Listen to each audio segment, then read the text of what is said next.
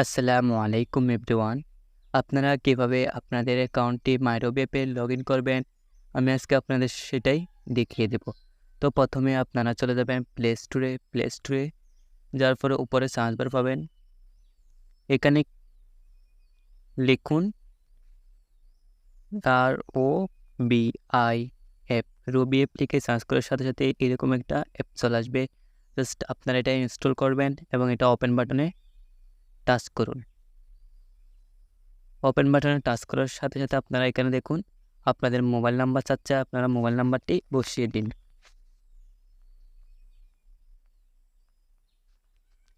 Finally mobile নাম্বারটা বসানো হলে আপনারা দেখুন এখানে ওটিপি পাঠান, এখানে একবার ট্যাপ দিন।